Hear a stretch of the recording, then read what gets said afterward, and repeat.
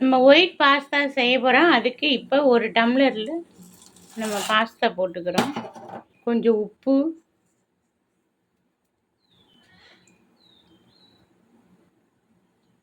ஒரு 2 சொட்டு ஆயில் ஊற்றிக்கிறோம். இது ஒரு 10 நிமிஷம் வேகட்டும்.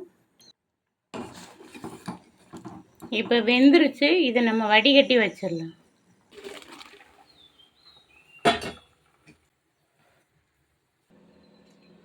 இப்போ கொஞ்சம் பட்டர் போட்டு ஒரு ஸ்பூன் மைதா போடு. இந்த மாதிரி வந்த உடனே நம்ம என்ன பண்ணோம், பால் வந்து ஒரு 1/2 லிட்டர் அதில் கொஞ்சம் கொஞ்சமாக ஊற்றி கிண்டிக்கலாம்.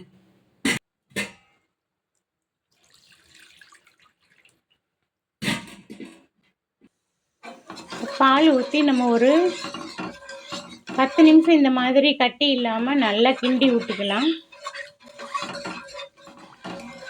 கொஞ்சம் நல்லா கிரீமியாக வந்த உடனே இந்த மைதா மாவு, பட்ரு இதெல்லாம் சேர்ந்து கொஞ்சம் கிரீமியாக வரும். அது வரும்போது நம்ம இறக்கிடலாம். இது கொஞ்சம் நல்ல கிரீமியாக வந்துருச்சு. இப்போ இதை நம்ம இறக்கி வச்சிடலாம். இப்போ அடுப்பில் ஒரு கடாய் வச்சுட்டு அதில் கொஞ்சம் ஒரு ஸ்பூன் பட்டர் போட்டு,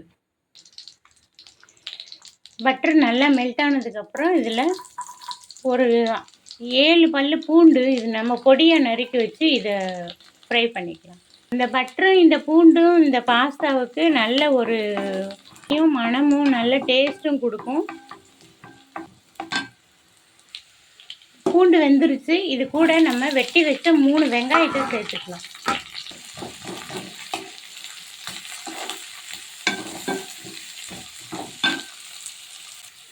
இந்த பூண்டு வெங்காயத்தோட நம்ம வந்து சால்ட்டு கொஞ்சம் சேர்த்துக்கலாம். ஏன்னா அதில் கொஞ்சம் வேக வச்சுருக்கும் போது, பாஸ்தா வேக வைக்கும் போது போட்டோம்.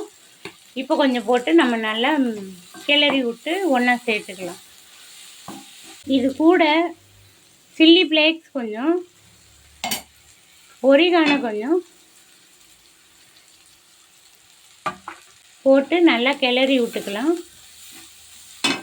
இப்போ வேக வச்சு வடித்து வச்ச பாஸ்தாவை போட்டுக்கலாம்.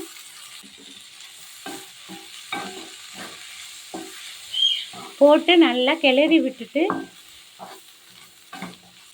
நம்ம ரெடி பண்ணி வச்சுருந்தோம்ல பால், அதை ஊற்றிக்கலாம்.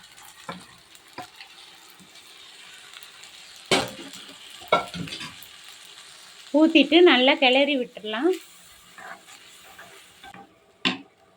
கிளறி விட்டுட்டு இது கூட நம்ம ஃப்ரெஷ் க்ரீம் அதில் பாதி ஊற்றிக்கலாம்.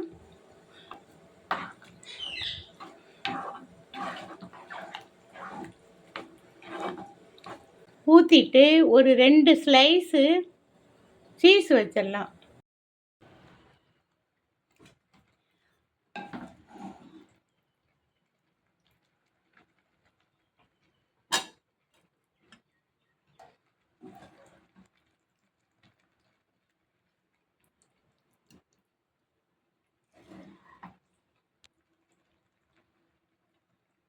அருமையான ஒயிட் பாஸ்தா ரெடி. சூப்பராக இருக்குது. இது வந்து நீங்கள் பார்க்க தான் முடியும், டேஸ்ட் பண்ண முடியாது. இந்த டேஸ்ட் பண்ணியே சொல்கிறேன்.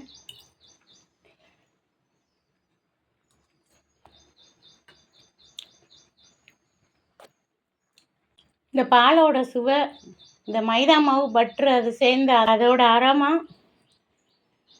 அந்த பூண்டு பட்டரில் சேர்ந்தது செமையாக இருக்குன்னு நம்ம ஃப்ரெஷ் க்ரீம் ஊற்றிருக்கோம்.